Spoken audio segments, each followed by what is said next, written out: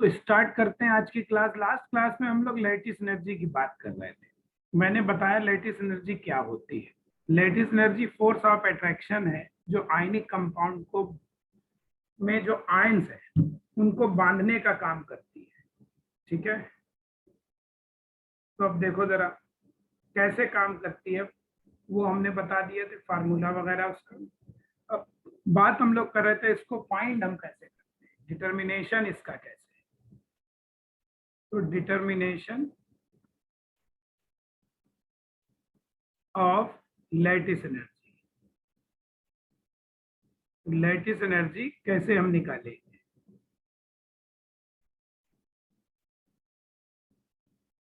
तो इसके मैंने कहा था दो मेथड होते हैं। एक मेथड हमारा होता है थ्योरेटिकल। थ्योरेटिकल मेथड में हम लोग इसको इक्वेशन से निकालते हैं, बाय इक्वेशंस। और दूसरा होता है thermodynamic experimental data. Thermodynamic experimental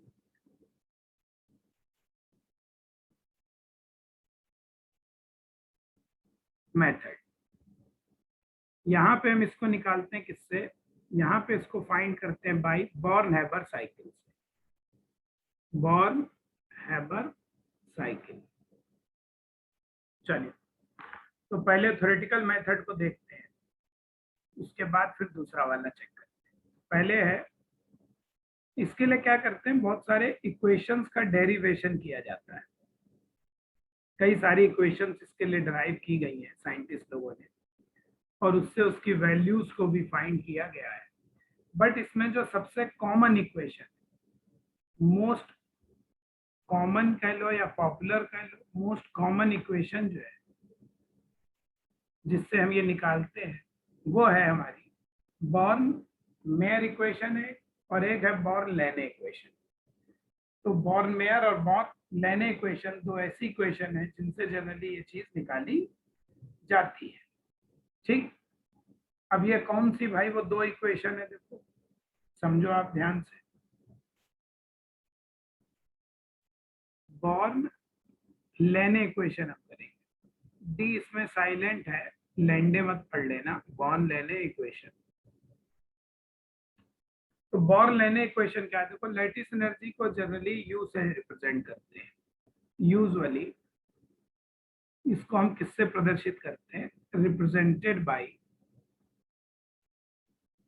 you से। या तो यू से प्रदर्शित करो या डेल्टा एच एल ई ऐसे लिख दो तो आपको आइडिया लगे लैटिस एनर्जी है। ठीक, ये बात है।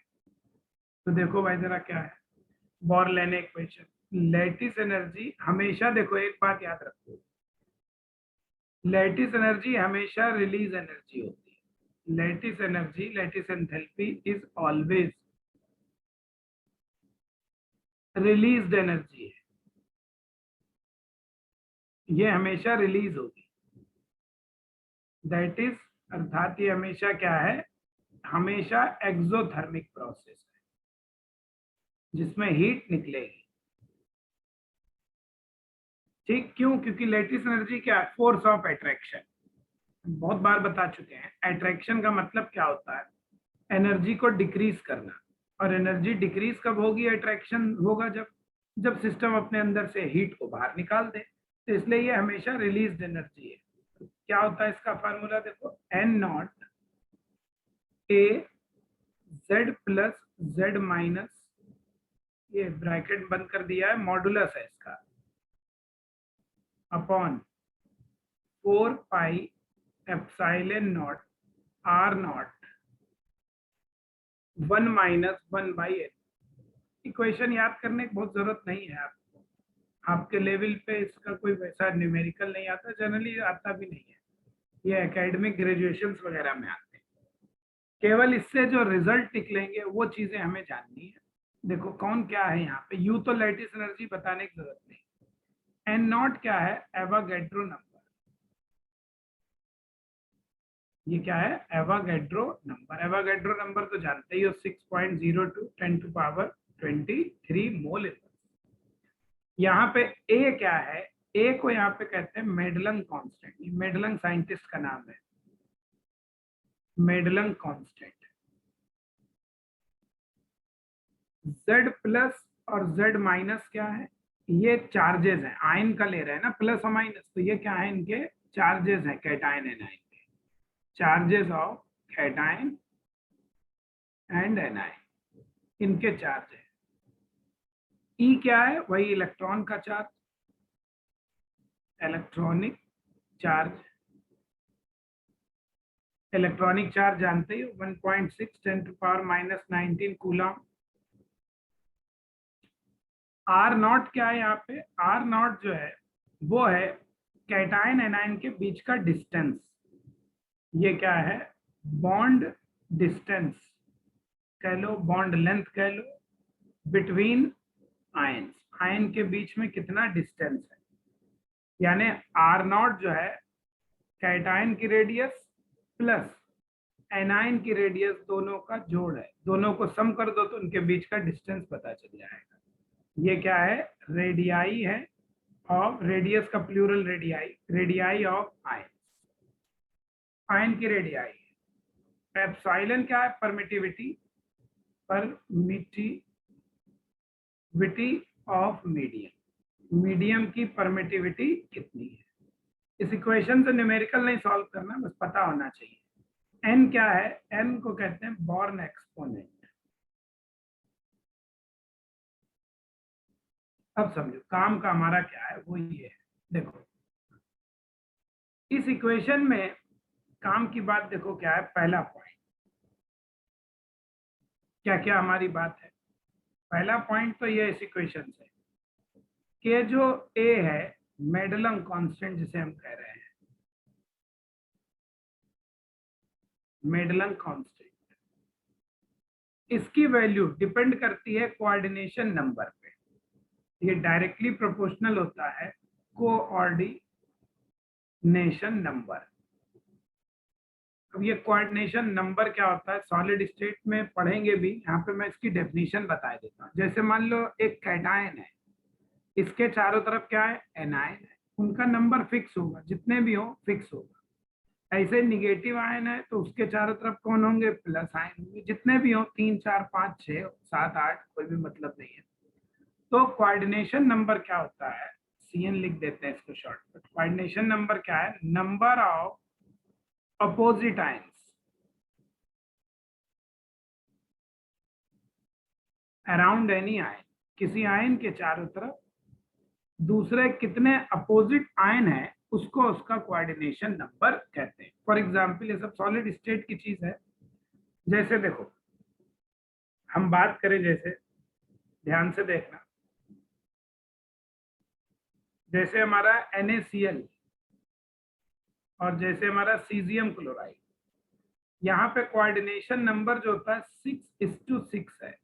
6:6 होने का मतलब है एक सोडियम के चारों तरफ 6 क्लोराइड है और हर क्लोराइड के चारों तरफ 6 सोडियम आयन है। ये मतलब है यहाँ पे 6 6 है। ऐसे सीजियम का 8:8 होता है, इसका मतलब यहाँ 8 के चारों तरफ 8 है। तो इसका मतलब क्या हो रहा है, इधर से इधर कोऑर्डिनेशन नंबर हमारा बढ़ रहा है। तो जब कोऑर्डिनेशन नंबर बढ़ेगा तो मेडलन कांस्टेंट भी बढ़ेगा। ऐसे लिखते हैं, अब तो इस एरो का मतलब समझ गए ही होंगे। इसका मतलब इंक्रीजेस और इसका मतलब डिक्रीजेस, ठीक। तो जब कोऑर्डिनेशन नंबर बढ़ा, ए बढ़ा, और जब ए बढ़ेगा तो हमारा लैटिस एनर्जी भी क्या होगा, बढ़ेगा, क्योंकि वो तो डायरेक्टली प्रोपोर्शनल है। इक्वेशन को ध्यान से देखो, है ना, इस इक्वेशन से क्लियर है, दैट इज इधर लिख दे रहे हैं। इस इक्वेशन से क्या क्या क्लियर है, हमारा ये क्लियर है कि जो लैटिस एनर्जी है वो डायरेक्टली प्रोपोर्शनल है मेडलन कांस्टेंट के। लैटिस एनर्जी डायरेक्टली प्रोपोर्शनल है Z प्लस Z माइनस यानी चार्ज के, और लैटिस एनर्जी R नॉट माने साइज के इनवर्सली प्रोपोर्शनल है, ठीक। ये 3 मेन पॉइंट है जो हम लोग कल भी डिस्कस कर चुके हैं। तो ये हुआ मेडलन कांस्टेंट पर ये डायरेक्टली डिपेंड करता है, ठीक। एक बात तो ये, अब देखो ये आ सकता है एग्जाम में, वैल्यू ऑफ n कैसे निकालेंगे, बॉर्न एक्सपोनेंट, इसकी वैल्यू जो है, इट्स वैल्यू ये डिपेंड करती है किस पे, depend upon electronic configuration of ions, ions के इलेक्ट्रॉनिक कॉन्फ़िगरेशन पे डिपेंड करती है। देखो एक तरफ तो लिखो इलेक्ट्रॉनिक कॉन्फ़िगरेशन, किस आयन की तरह मिल रहा है, इधर value of n, born exponent कहते हैं ना इनको। तो इलेक्ट्रॉनिक कॉन्फ़िगरेशन क्या है, जैसे मान लो किसी का इलेक्ट्रॉनिक कॉन्फ़िगरेशन हीलियम की तरह है, नियॉन की तरह है, आर्गन की तरह है, क्रिप्टन की तरह है, जेनॉन की तरह है, इसमें 2 इलेक्ट्रॉन होते हैं, ये 2 8 10 होते हैं, ये 2 8 8 18 होते हैं, यहाँ पे 2 8, देखो एटॉमिक नंबर इधर लिख दे रहा हूँ इनके, ये 2 होता है, ये 10 होता है, ये 3 होता है, ये 36 होता है, ये 54। तो 2 8 18 8 है इसका कॉन्फ़िगरेशन, यहाँ पे क्या 2 8 18 18 8, ठीक, ये इनका कॉन्फ़िगरेशन। तो हीलियम टाइप का अगर किसी का कॉन्फ़िगरेशन है तो अलग वैल्यू आएगी, नियॉन टाइप का अलग, ये सब साइंटिस्ट लोगों ने निकाल दिए हैं, इसलिए हमें याद होने चाहिए। तो n की वैल्यू इस केस में 5, इस केस में 7, इस केस में 9, इस केस में 10 और इस केस में 12, ये होती है। तो कभी कभी इसमें क्वेश्चन ये होता है n की वैल्यू निकालते हैं, एग्जाम में आपसे कहेंगे n निकाल के बताओ कितना आएगा, कैसे, देखो कह रहे हैं आपसे find value of n for, किसके लिए निकालना है हमें, मान लो लिथियम क्लोराइड और NaCl के लिए निकालना है, ठीक। तो देखो कैसे निकालेंगे इसे, समझो। पहला है लिथियम क्लोराइड, आप क्या देखो लिथियम कैटायन है इसमें और क्लोराइड नेगेटिव आयन, लिथियम का एटॉमिक नंबर 2 होता है, एक इलेक्ट्रॉन चला गया तो लिथियम का एटॉमिक नंबर 3 होता है, एक इलेक्ट्रॉन चला गया तो कॉन्फ़िगरेशन 2 बचा। क्लोराइड का जो हमारा है सिस्टम, इसका एटॉमिक नंबर 17, एक मिला लो तो 18 हो गए, इसके पास 18 इलेक्ट्रॉन्स हो गए। तो देखो जिसके पास 2 इलेक्ट्रॉन है वो इसका मतलब हीलियम की तरह है, 18 है तो इसका मतलब वो आर्गन की तरह है। अब देखो जो हीलियम की तरह है तो उसका वैल्यू n कितना 5 है, जो आर्गन की तरह है तो उसका वैल्यू कितना है 9 है, ठीक। तो इसलिए पूरे कंपाउंड का n निकालो, n ऑफ LiCl, क्या करते हैं ये एवरेज निकालते हैं, कैसे निकालते हैं एवरेज, दोनों को ऐड करो 5 9 और 2 से डिवाइड करो तो कितना आ गया 7, ये हुआ आंसर इसका। कंपाउंड दिया होगा, कंपाउंड का कॉन्फ़िगरेशन लिखो, आयन लिखो, आयन के एटॉमिक नंबर से इलेक्ट्रॉन जोड़ घटा लो, इलेक्ट्रॉन पता चल जाएंगे, तो ये पता चल जाएगा उस किसके नोबेल गैस के बराबर वो है, उस नोबेल गैस की वैल्यू को n में दोनों को ऐड करिए और 2 से डिवाइड कर दीजिए आंसर, ठीक। देखो ये 5 कैसे आया, 7 9 10 12, ये बेटा जी इसके लिए कैलकुलेशंस होती है, वो यहाँ से उसका मतलब नहीं, बहुत लंबी कैलकुलेशंस होती है, वो इनके डेरिवेशन से किया जाता है, ठीक है। तो उससे हम लोग को मतलब नहीं, ये याद ही रखना पड़ेगा। अब जैसे NaCl की बात करें तो इसमें देखो सोडियम आयन है, क्लोराइड है, सोडियम 11 होता है तो अब ये कितना बचेगा, एक चला गया 10, ये तो है ही 18, तो ये तो आर्गन की तरह है, ये किसकी तरह है, नियॉन की तरह।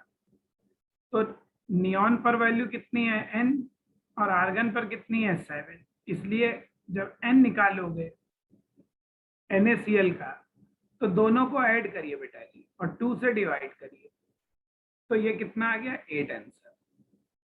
बहुत सिंपल है, इसके लिए जनरली n या तो दिया होगा एग्जाम में स्मॉल n, नहीं दिया है तो फिर याद होना चाहिए। ये वैसे n की वैल्यू निकालना नीट में नहीं आएगा, जेई में आ सकता है। तो ये इक्वेशन है लैटिस एनर्जी निकालने का, इस तरीके से हम निकालेंगे, सिंपल सा है। अब दूसरी चीज है, देखो काम की हमारे, तो बस ये हो गया हमारा, थ्योरेटिकली हम लैटिस एनर्जी को कैसे निकालते हैं मैंने वो बता दिया। अब आगे समझो, अब एक्सपेरिमेंटली हम लैटिस एनर्जी को कैसे निकालेंगे, ये थोड़ा सा समझना है। एक्सपेरिमेंटल डिटर्मिनेशन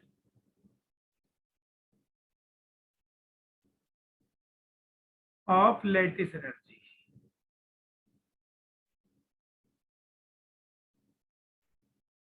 देखो इसको हम ऐसे लिखेंगे, क्या लिखेंगे, देखो नीट के लिए तो इसकी कोई जरूरत नहीं है, फॉर जेई इसकी जरूरत है। तो इसलिए हमने कहा था जेई की जो क्लासेस हैं वो हम बाद में भी कुछ चीजें बताएंगे चैप्टर के, तो इसलिए हम इसको अभी नहीं बता रहे हैं। जब जेई वालों को अलग से पढ़ाएंगे तो उसमें बताएंगे। तो इसका डिटेल डिस्क्रिप्शन किसमें, डिटेल इन जेई क्लास में, जो एक्स्ट्रा हम लगाएंगे। तो इसको अभी रहने देना, अभी जरूरत भी नहीं, इसका कोई क्वेश्चन मिलेगा भी नहीं वहां पे आपको। बल्कि जेई में भी बहुत, जब पहले सब्जेक्टिव होते थे क्वेश्चन तब है, तो अभी जो हमारे ऑब्जेक्टिव है उसमें इसका क्वेश्चन बनाना थोड़ा सा मुश्किल काम होता है, कैलकुलेशन ज्यादा करनी पड़ती है, लेकिन हम सिखाएंगे आपको। बहुत आसान है, कोई बहुत टफ नहीं है, लेकिन यहाँ बताने से फायदा नहीं, नीट वाले बच्चे भी हैं इसमें। तो बस लैटिस एनर्जी ये है। अब एग्जाम्पल देखो, क्वेश्चन एग्जाम में तो एक्चुअली पूछते हैं इनका ऑर्डर अरेंज करो। तो ऑर्डर क्या है, देखो जैसे लिथियम क्लोराइड से सीजियम क्लोराइड तक, चलो नीचे तक लिथियम सोडियम पोटेशियम रुबिडियम सब है। तो क्या हो रहा है, देखो साइज ऑफ कैटायन हमारा क्या हो रहा है, ऊपर से नीचे बढ़ रहा है ना, लिथियम प्लस सबसे छोटा, सीजियम उससे बड़ा। तो साइज कैटायन का बढ़ रहा है, इसलिए लैटिस एनर्जी क्या होगी, डिक्रीज, क्योंकि साइज क्या होना चाहिए, कम होना चाहिए। दूसरा जैसे देखो सोडियम फ्लोराइड से आप चलिए सोडियम आयोडाइड तक, बीच में क्लोराइड ब्रोमाइड भी है, वो मैं नहीं लिख रहा, वैसे तो समझ जा रहे होगे। तो यहाँ पे क्या है,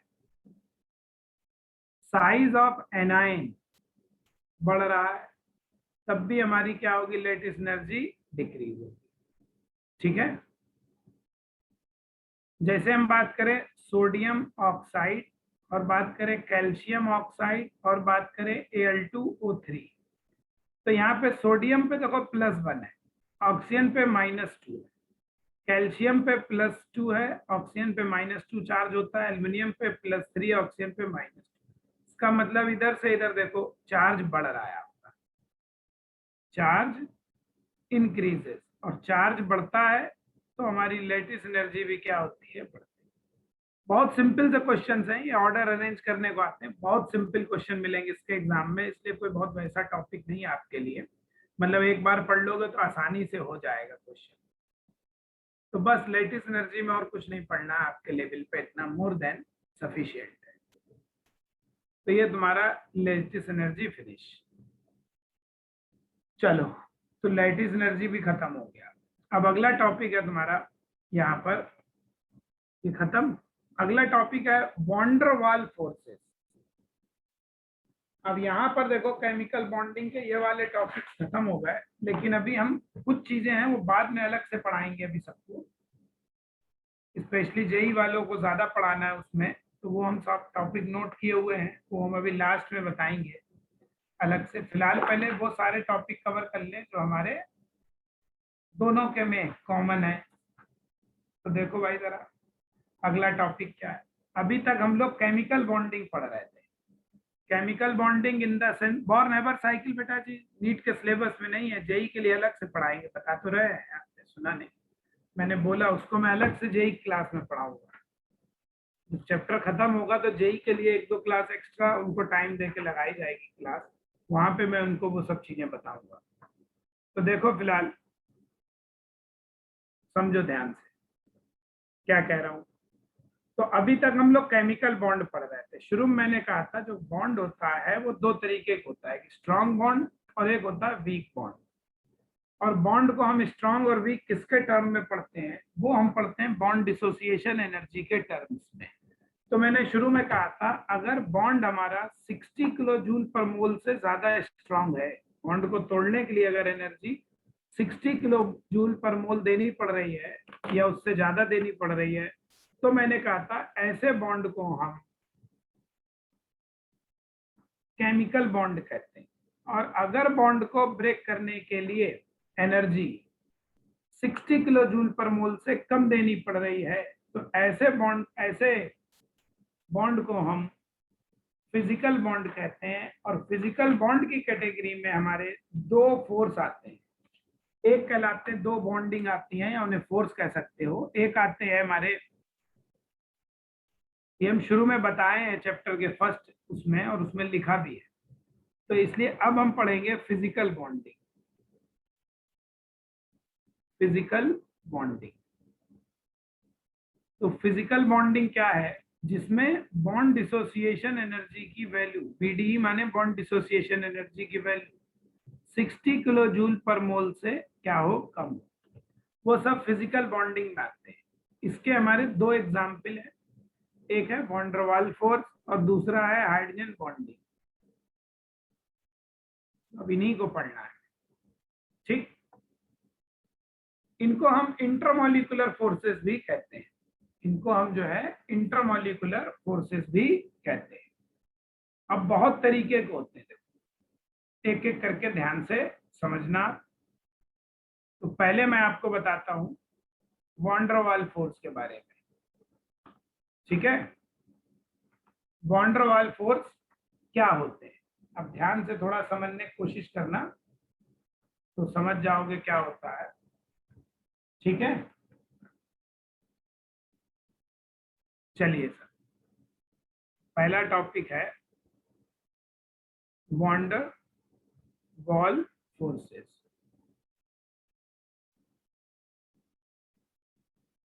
तो वॉन डेर वाल्स फोर्सेस क्या होते हैं, देखो पहली बात हमने कहा ये बहुत ही वीक फोर्स है, वेरी वीक फोर्स है, फोर्स कह लो बॉन्ड कह लो, वेरी वीक फोर्सेस, ठीक। ये इंटरमॉलिक्यूलर फोर्सेस है। कैसे हैं, इंटरमॉलिक्यूलर माने कई सारे मॉलिक्यूल्स के बीच में अप्लाई होते हैं, लगते हैं। देखो इंटर वर्ड आ जाए तो बहुत सारे, और इंट्रा आ जाए तो एक, तो इंटरमॉलिक्यूलर फोर्सेस है। देखो ये आए कहां से, पहले मैं आपको इसका ओरिजिनेशन बताता हूं। काम का तो खैर इसके एप्लीकेशन है, लेकिन थोड़ा सा जान लो, तो खत्म ही पे चैप्टर आ गया, इसके बाद एक दो चीजें और बची हैं। देखो मैं क्या कह रहा हूं, ध्यान से सुनो। आप जानते हो रियल गैस और आइडियल गैस आपने पढ़ी, हम लोग गैस स्टेट पढ़ेंगे तो आपको मैं बताऊंगा भी। तो दो तरीके की गैस होती है, एक होती है आइडियल गैसेस, जो कि दुनिया में कोई नहीं होती है। आइडियल जैसे कुछ नहीं होता, वैसे आइडियल गैस भी कोई नहीं होती, केवल एक ये सोच है।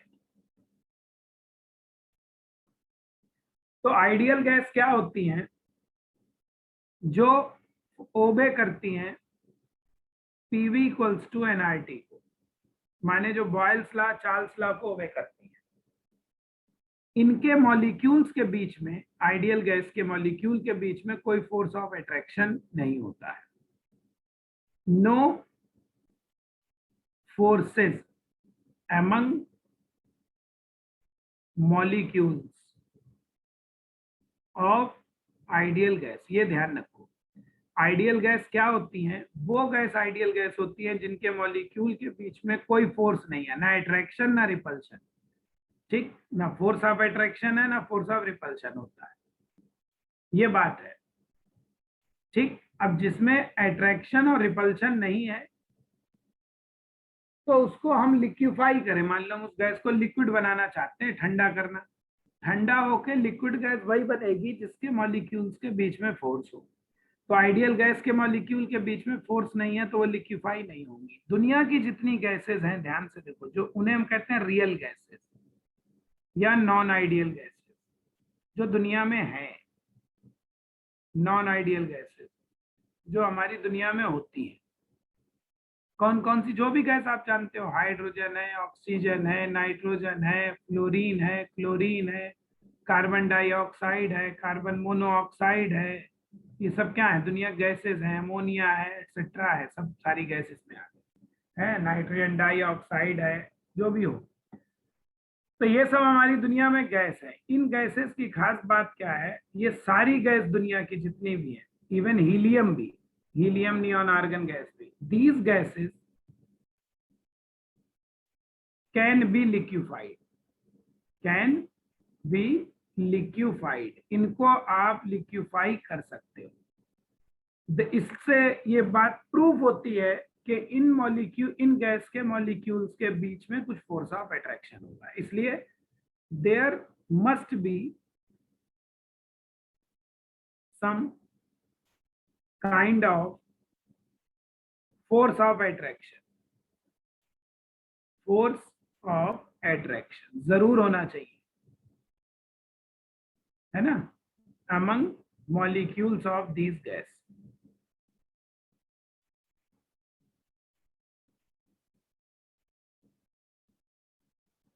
तो इसीलिए ये आसानी से क्या की जा सकती है, लिक्विफाई की जा सकती है। ठीक, तो ये हमारी गैसेस लिक्विफाई हो रही हैं, इसका मतलब इनके बीच में कुछ फोर्स ऑफ अट्रैक्शन है, और जिन गैस के बीच में फोर्स ऑफ अट्रैक्शन होगा वो गैस आइडियल नहीं होगी, इसीलिए क्या है, इसीलिए these are non ideal gases. These are, भाई साइंटिस्ट को कैसे पता चला ये नॉन आइडियल है, दुनिया की जितनी भी गैस है हर गैस को लिक्विफाई कर लिया गया है, तो वो सब नॉन आइडियल है इसीलिए। और जो आइडियल गैस है ये सब क्या होती है, हाइपोथेटिकल होती है, ऐसी कोई गैस नहीं होती है। तो ये कैसी है, नॉन रियल गैसेस है। तो दीज आर नॉन रियल, कहने का मतलब हाइपोथेटिकल गैसेस है। ठीक है, हाइपोथेटिकल गैसेस है। अब देखो आगे समझो, इतनी बात तो समझ में आ गई होगी। तो ये रियल गैस जो है, जिन्हें हम नॉन आइडियल गैस कह रहे हैं, उनके मॉलिक्यूल्स के बीच में फोर्स ऑफ अट्रैक्शन है। इन्हीं फोर्स ऑफ अट्रैक्शन को हम van der Waals force of attraction कहते हैं। यही वाले जो फोर्स ऑफ अट्रैक्शन है, these forces are called van der Waals forces. ये बात खुद वॉन डेर वाल्स ने कही। अब ये फोर्स पैदा कैसे होते हैं, जनरेट कैसे होते हैं, ये वॉन डेर वाल्स कभी समझा नहीं पाए। ये समझाया 3 अलग साइंटिस्ट लोगों ने, फोर्सेस। तो ये कितने टाइप के होते हैं, इसीलिए ये 3 टाइप्स के होते हैं। 3 साइंटिस्ट लोगों ने एक्सप्लेन किया था ये 3 टाइप के होते हैं, कौन से है। पहला है इसमें देखो, कीसम फोर्सेस।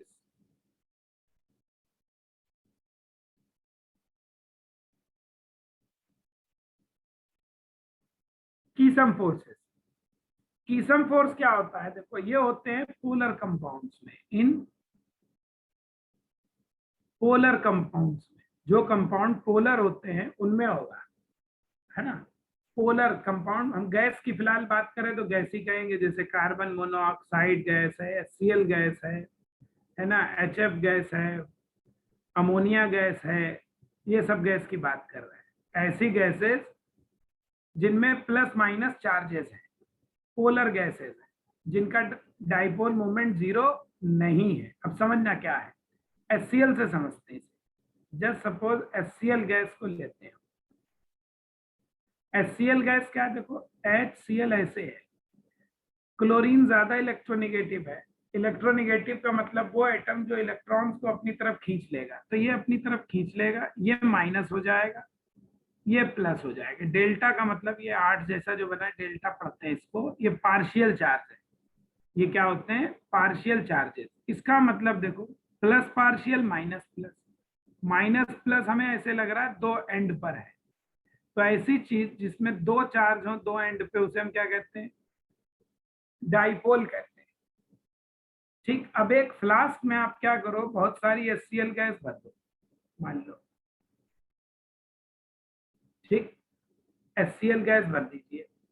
तो ये HCl गैस में क्या होगा, ऐसे बहुत सारे डाइपोल होंगे, माइनस प्लस घूम रहे होंगे।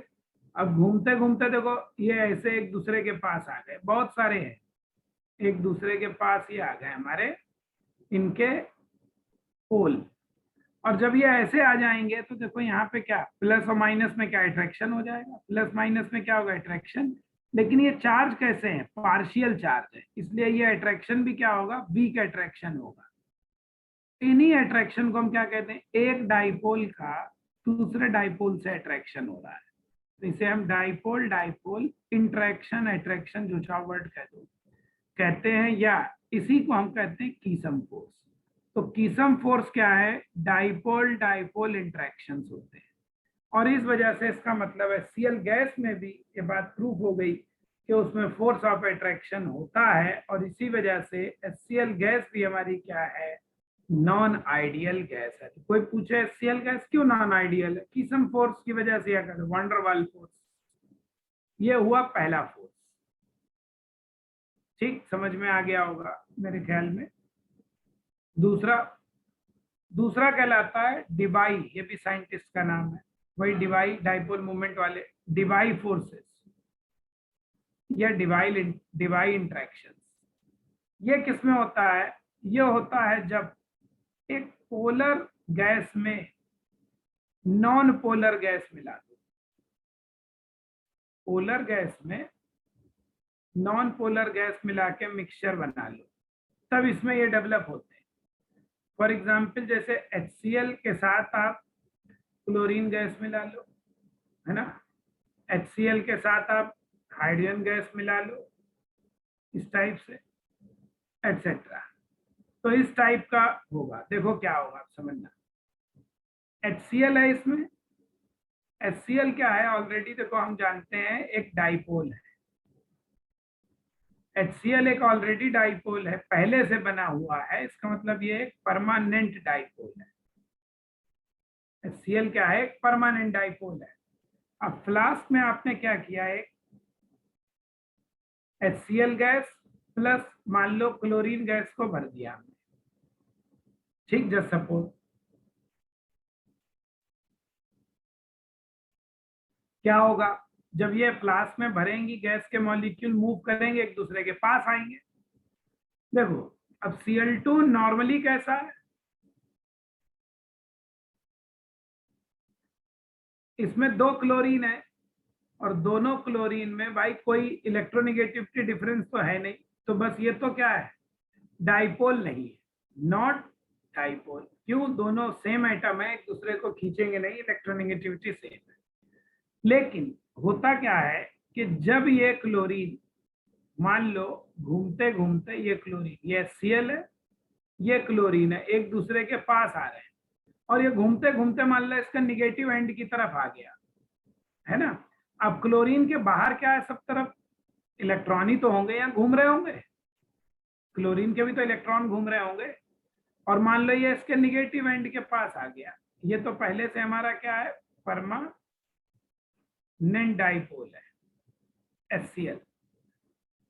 और जब ये निगेटिव एंड पे आएगा तो ये क्लोरीन के चारों तरफ जो इलेक्ट्रॉन डेंसिटी होगी, इलेक्ट्रॉन होंगे, ये निगेटिव उन इलेक्ट्रॉन्स को रिपेल कर देगा।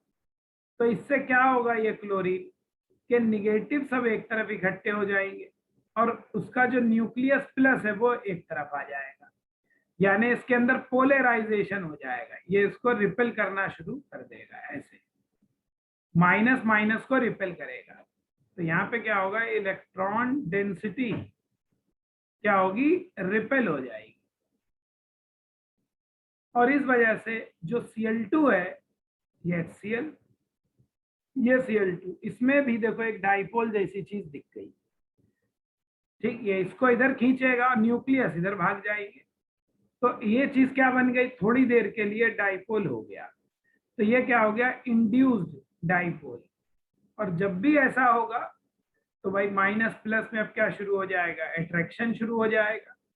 इसी अट्रैक्शन को हम क्या कहेंगे, डिबाई फोर्स। और इस वजह से ये मिक्सचर नॉन आइडियल हो जाएगा।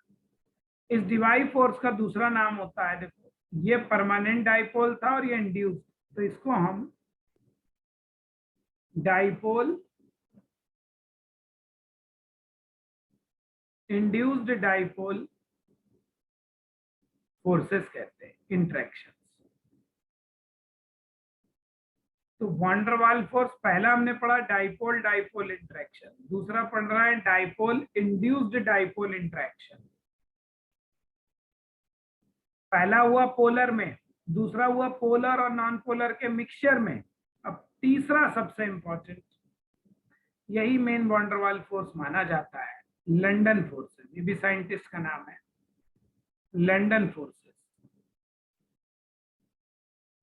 ठीक, लंदन फोर्सेस किसमें होता है? इन नॉन पोलर गैसेस में। पोलर हो गया, अब नॉन पोलर ही बचा। नॉन पोलर गैस जैसे मान लो noble gases, for example noble gas mono atomic होती हैं, एक ही एटम की बनी होती है।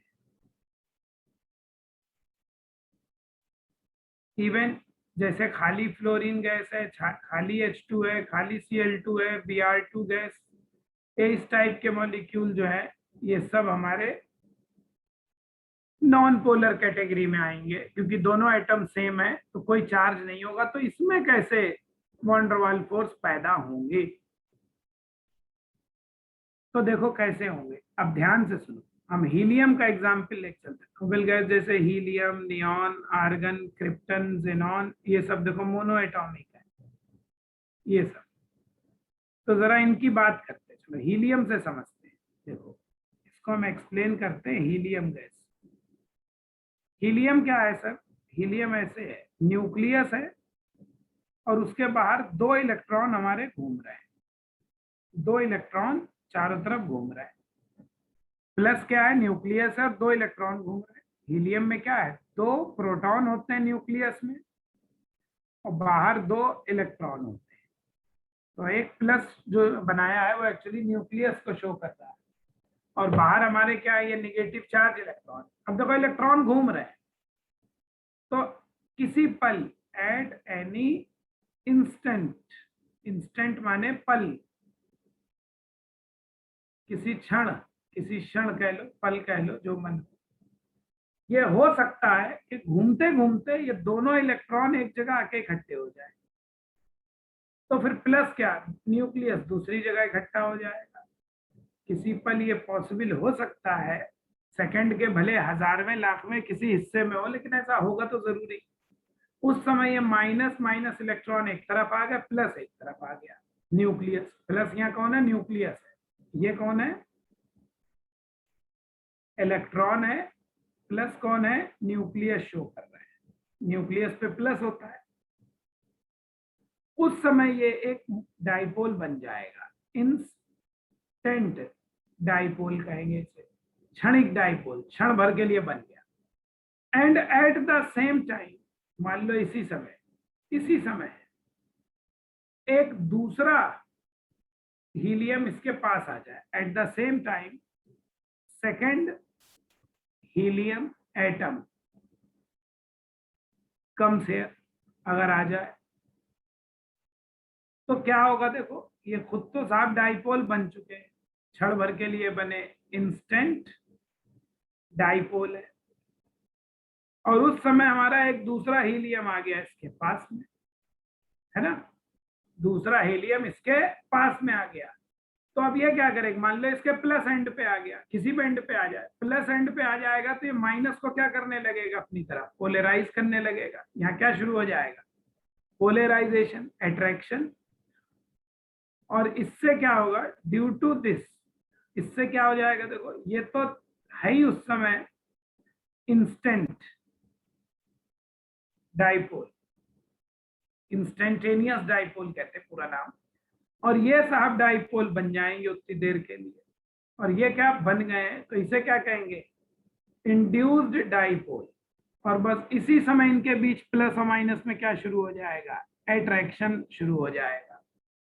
इसी अट्रैक्शन को जो यहाँ आ गया है, इसी को हम कहेंगे क्या?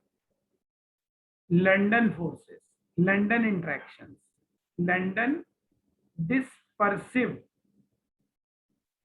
फोर्सेस कहते हैं, पूरा नाम इनका ये है। या इसी को हम क्या कह सकते हैं? इंस्टेंटेनियस डाइपोल और इंड्यूस्ड डाइपोल इंटरेक्शन।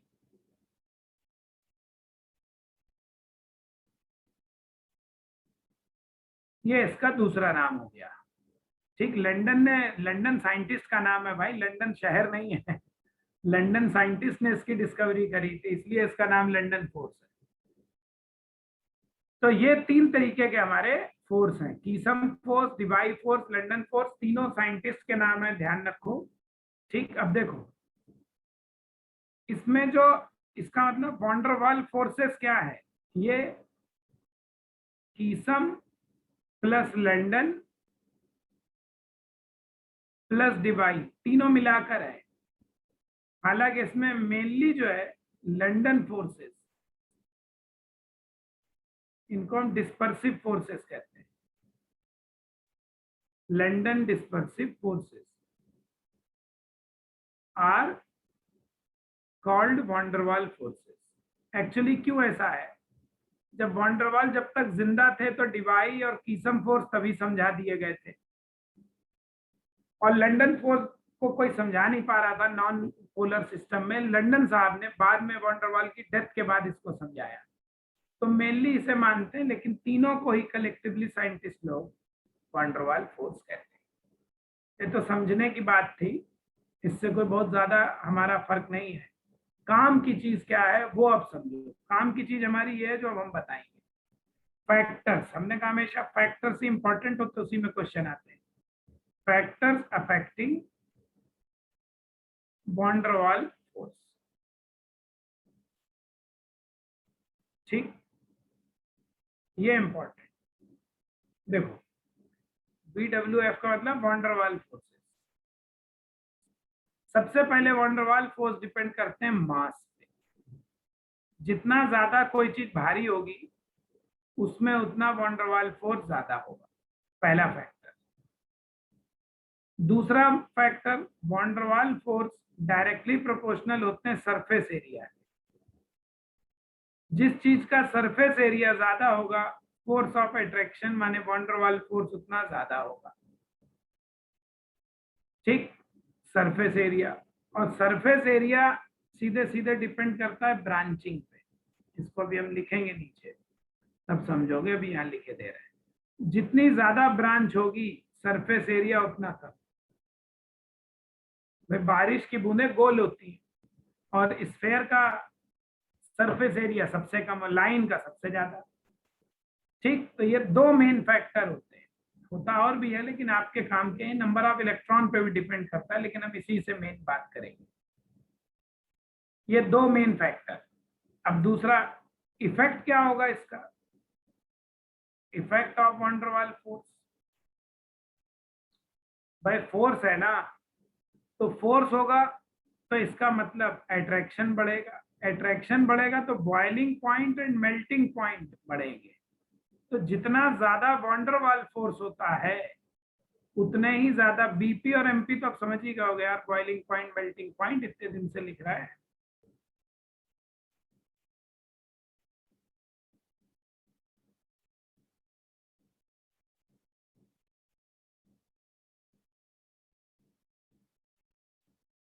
ठीक, दूसरा चीज है, देखो जितना किसी गैस में वॉन्डरवाल फोर्स ज्यादा होगा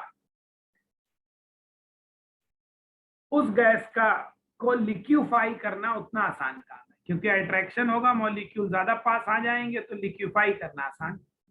तो इसका मतलब लिक्यूफैक्शन एबिलिटी, कोई गैस लिक्यूफाई होगी नहीं होगी, वो डायरेक्टली प्रोपोर्शनल होगी उसके वॉन्डरवाल फोर्स के। जिस गैस में जितना वॉन्डरवाल फोर्स होगा उस गैस को लिक्यूफाई करना उतना आसान होगा। अब एग्जाम्पल से सब दिखाते हैं। एग्जाम के लिए अब देखो क्या काम का है उसको समझो। काम का हमारा ये है जो आप बता रहे हैं, इसके एप्लीकेशन देखो।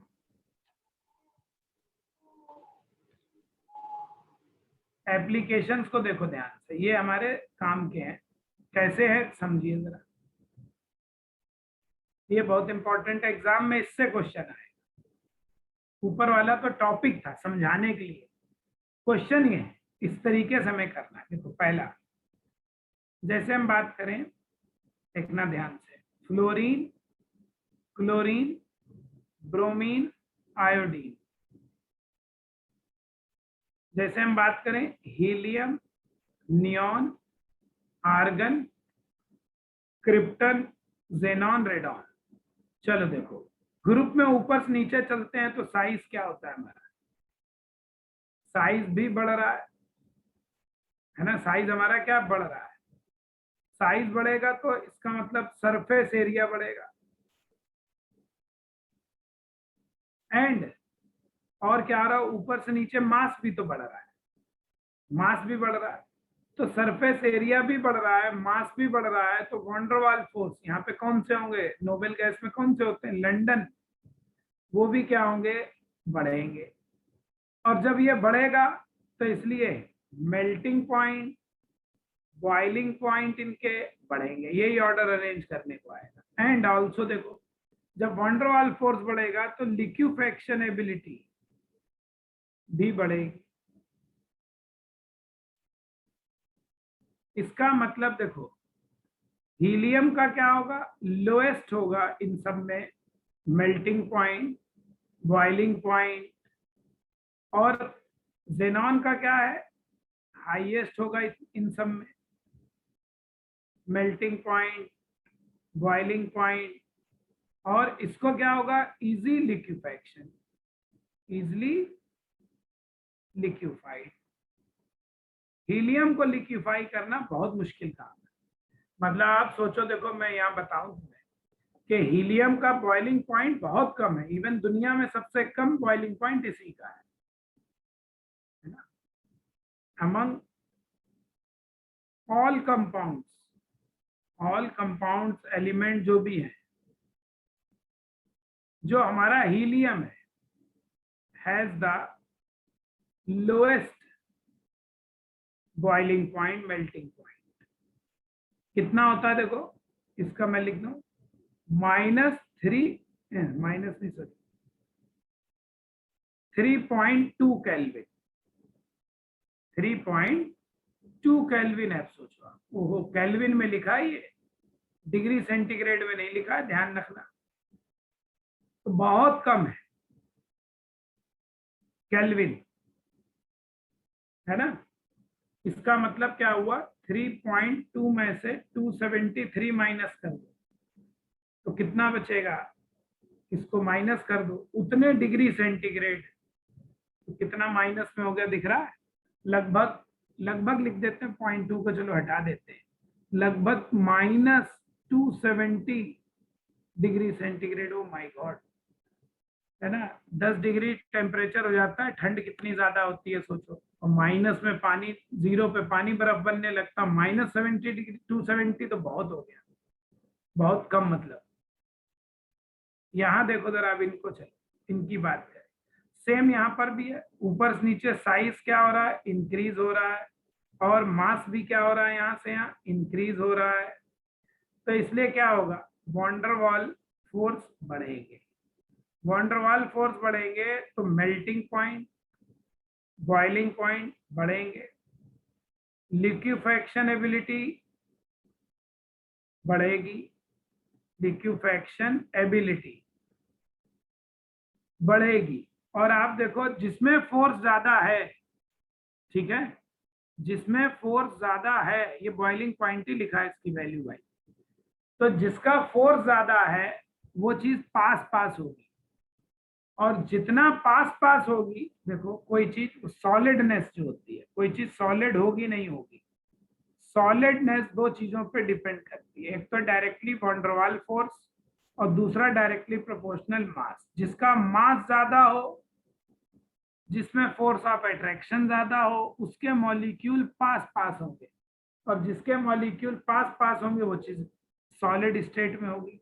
देखो ये दोनों गैस होते हैं, ब्रोमीन का वॉन्डरवाल फोर्स और बढ़ गया, इसीलिए नेचर में ब्रोमीन लिक्विड फॉर्म में मिलेगी, और आयोडीन में इतना ज्यादा बढ़ जाता है वॉन्डरवाल फोर्स और मास, तो इसलिए ये जो है सॉलिड हो जाती है।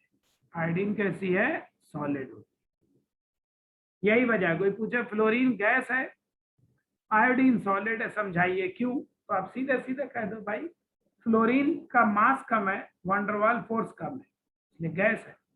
आयोडीन का मास ज्यादा है, आयोडीन का वंडरवाल फोर्स ज्यादा है, इसलिए वो सॉलिड स्टेट में एग्जिस्ट करता है। ये दो रीजन आपको समझ में आए होंगे मेरे ख्याल में। थर्ड देखो, वंडरवाल फोर्स के एप्लीकेशन बता रहा हूं ये।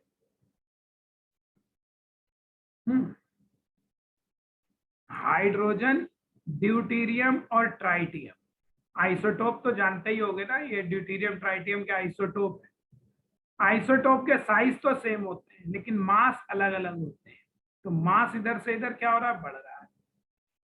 तो चूंकि मास बढ़ेगा इसलिए वंडरवाल फोर्स भी बढ़ेगा, इसलिए बॉइलिंग पॉइंट, मेल्टिंग पॉइंट और लिक्विफैक्शन सब बढ़ जाएगा।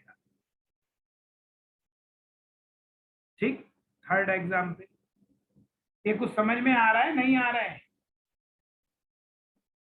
अरे समझे या नहीं समझे? ठीक है,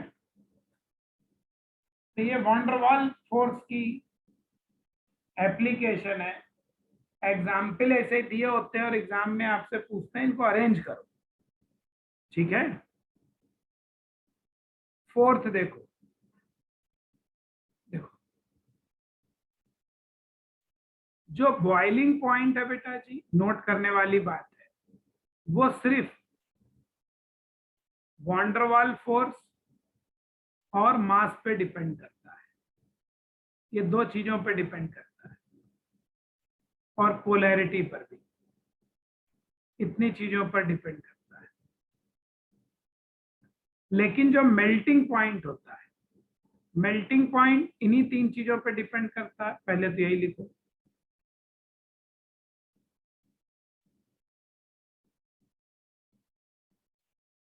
लेकिन एक फैक्टर और होता है यहाँ पे एक मेल्टिंग पॉइंट क्लोज पैकिंग पर भी डिपेंड करता है। सॉलिड में कितना ज्यादा वो पैक्ड है, यानी यहाँ 4 पॉइंट है। तो समझो जरा, इधर ध्यान से क्या समझा रहा हूं इसको समझना।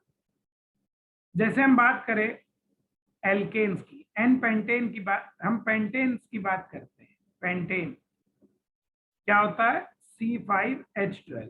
अब पेंटेन देखो, एक तो ये है 5 कार्बन की चेन, 1 2 3 4 5। जब सीधी चेन होती है इसे एन पेंटेन कहते हैं। ऑर्गेनिक शुरू ही होने वाला है इस चैप्टर के बाद, है ना। ये सीधे सीधे एक साइड चेन बना दो तो इसे हम कहेंगे आइसोपेंटेन, और 2 साइड चेन बना दो ऐसे तो इसे हम कहेंगे नियोपेंटेन। अब देखो, सबका फार्मूला सेम है, आइसोमर है ना ये तो सब क्या है, आइसोमर सेंस के। तो अब ध्यान से देखो पहले वाले को और इनको। पहले वाला एक चेन सा दिख रहा है ना। दूसरा वाला ये देखो कैसा लग रहा है, ये स्फेरिकल टाइप लग रहा है, गोल गोल लग रहा है। कैसा लग रहा है, स्फेरिकल लाइक। और हम लोग जानते हैं स्फेयर का वॉल्यूम सबसे कम होता है, सरफेस एरिया कम होता है। तो इधर से इधर ब्रांच बढ़ रही है, साइड चेन जिसे कहते हैं, है ना। ब्रांचिंग माने साइड चेन बढ़ रही है। ब्रांचिंग बढ़ने से चीज गोल होने लगती है, गोल होने लगती है तो उसका सरफेस एरिया डिक्रीज होने लगता है। सरफेस एरिया डिक्रीज होने लगता है, और जब सरफेस एरिया डिक्रीज होगा तो वंडरवाल फोर्स भी क्या होगा, डिक्रीज होगा। और जब वंडरवाल फोर्स डिक्रीज होगा तो हमारा बॉइलिंग पॉइंट डिक्रीज होगा।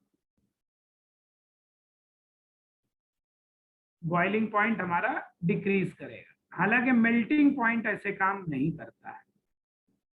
ठीक है, मेल्टिंग पॉइंट को हम सीखेंगे, मेल्टिंग पॉइंट सीखेंगे इन ऑर्गेनिक केमिस्ट्री में।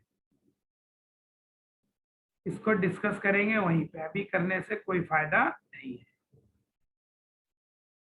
ऑर्गेनिक में हाइड्रोकार्बन जब पढ़ाएंगे तब मैं आपको अल्टरनेशन इफेक्ट बताऊंगा। तो वहां पे ज्यादा काम है, क्योंकि एग्जाम्पल भी सब आपके वही वाले ऑर्गेनिक वाले ही हैं, तो यहाँ बताने से कोई फायदा नहीं, इसको वहीं डिस्कस करेंगे, ठीक, लेटर ऑन।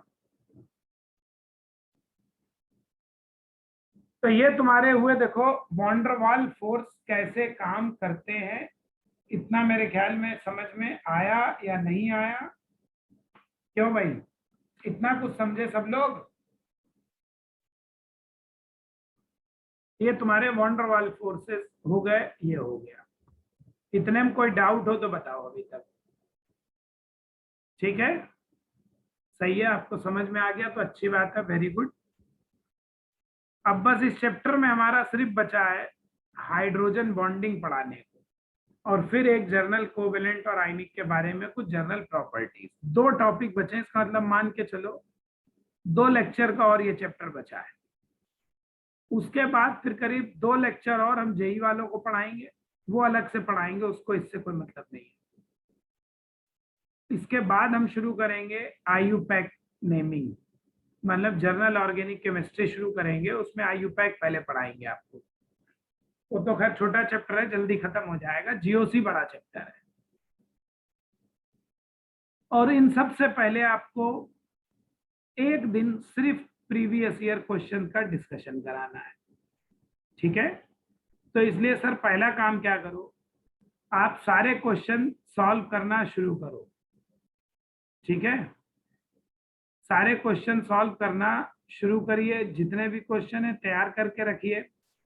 जिसके जो क्वेश्चन नहीं हो पा रहे हैं, उसका एक काम ये भी कर सकते हो, जिसके जो क्वेश्चन नहीं हो पा रहे हैं उसका एक काम ये कर सकते हो, आप फोटो खींच के जो हमने ग्रुप बना रखा है आप उसमें सेंड करिए, ग्रुप में सेंड करिए जो क्वेश्चंस आपके हैं वो हम, ताकि आप सारे क्वेश्चन हम डिस्कस करेंगे संडे को, तो आप लोग को जिसको भी जो प्रॉब्लम है क्वेश्चंस की जो नहीं हो पा रहे हैं, वो आप सैटरडे को ग्रुप में हमें फोटो खींच के भेज देंगे, जिस बुक का भी है। पहले एररलेस के सारे क्वेश्चन सबको करने हैं, ठीक, सबको आपको एररलेस की करनी है। के एस वर्मा की पीडीएफ नहीं है बेटा जी मेरे पास, तो एररलेस के सारे क्वेश्चन करने हैं आपको। जो एररलेस हमने बुक दी है उसकी, जेई की भी कल हमने दे दी है, वीके जायसवाल हमने दी है। वीके जायसवाल के क्वेश्चन थोड़े टफ है, वो जेई एडवांस के लिए है, वो सिर्फ जेई वालों को सॉल्व करना है। 3 बुक्स हमने कल भेजी है जेई की, फिजिक्स की भी हमने भेज दी है ग्रुप में एररलेस, तो इसको आपको सॉल्व करके रखना है सर। संडे को हमें क्वेश्चन करने हैं। अब ये मत कहना हमने अभी तक करे नहीं, पूरे चैप्टर के सारे क्वेश्चन एररलेस वाली बुक के हमें करके रखने हैं।